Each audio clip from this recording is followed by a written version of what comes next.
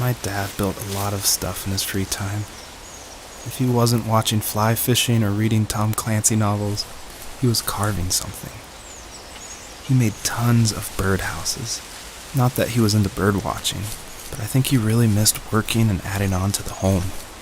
If he couldn't afford the time to build onto our own house, he would have to settle with watching birds move into their little homes. We kept an old mattress in the bed of that ugly yellow truck, so we would drive it deep into the woods and then watch the birds fly into their houses while the sun set. Usually it was accompanied by venison jerky or a cold Coke, but not a lot of talking, which is how we both liked it.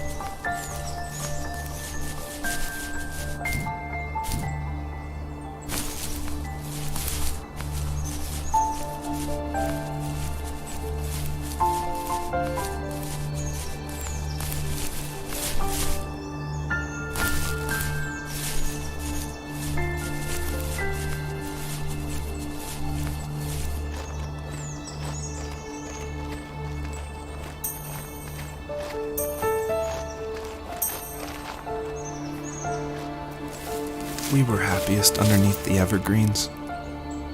We decided it was time to finally map out the hundreds of acres we lived on just to pass the time during the summer. He was only free in the evenings, so I would spend the day wasting time on dial-up internet and sketching, and then we would rush into the woods, pen and map in hand, before evening fell. Sometimes, the aurora borealis would cast a cold green glow on the mountainside, and we would finish our route underneath a twilight sky. Sometimes I was lonely during those summer days, but there was comfort in the routine. A lot of teenagers aren't looking for the daily grind, though. There's nothing wrong with wanting to get out, to leave your childhood home. You wanted to progress, to make something of yourself. Yeah, you're right. That house. I'm sure it's the same as how I left it. But then why does it feel so different? I doubt you're the only adult to have looked back and asked that question.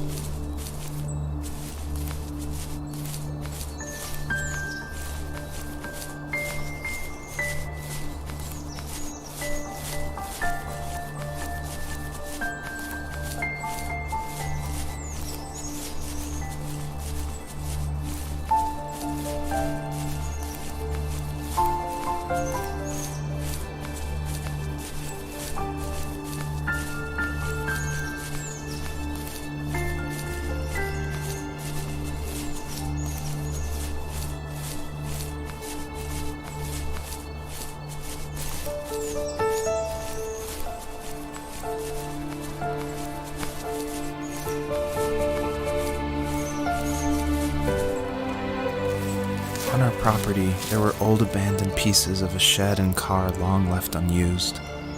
I used to ask him all the time who those people were that left all this junk, and I'm sure he got so tired of hearing it Eddie made up some elaborate stories how a brown bear ate them and haunted the woods afterwards. What's funny is I think it made those people seem more real. Growing up thinking they were still hanging out like they couldn't say goodbye.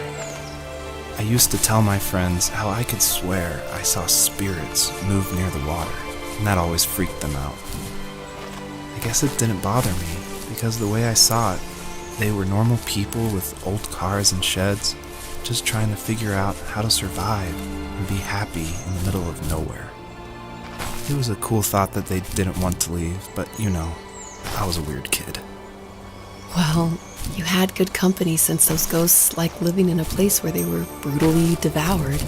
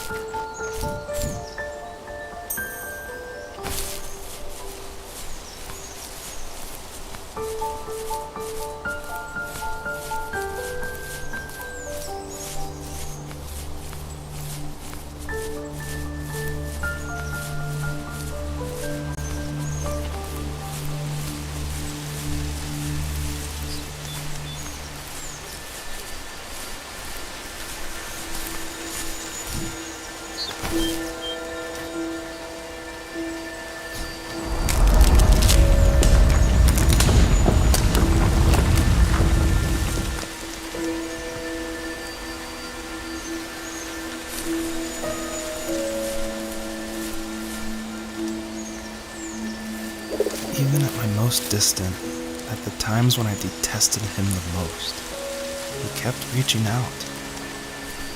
For a year straight, he asked me every week when we were going camping. I thought he was just dense. Eventually, to shut him up, I agreed. We carried out the worn lawn chairs from the garage and set up a cinder block campfire at the site we'd always used behind the house. We walked down the mountain path, talking in the warm sunshine we only got a couple months of the year. Those 3 obsidian rocks shimmered alongside the shore, almost like sparklers pressed against a dark window. I'll never forget that wet stone on my feet, or how those massive mountains looked even bigger in the lake's reflection. I felt small, but grateful. As the sun set, my dad found something I hadn't seen for a long time. The tree where I'd made my first carving when I was 6. I hadn't even carved it. My dad had helped me, but I still called it my tree. Something about seeing my name there made me open up, and we talked about everything that night in that old camouflage tent. I told him how much I loved sketching and design, and how it would be a dream to study architecture in Seattle. I told him how I didn't get along with my friends much anymore, but that I didn't mind being alone. He told me he was there for me, and he joked that if all he had to do was write my name on a tree to finally get me to talk, he would have left me carved logs with novels on them in front of my room every morning. I don't know why it took me that long to realize it, but it was then I knew how much he had sacrificed for me. The perpetrator stood nearby, unfazed, like nothing was wrong. My dad is dead, and he's never coming back, Rachel. I can tell you these stories, but I can never reminisce with him again. He can never hold a grandchild that we'll probably never be able to have. I can never talk to him again, and I'll never be able to say I'm sorry for everything.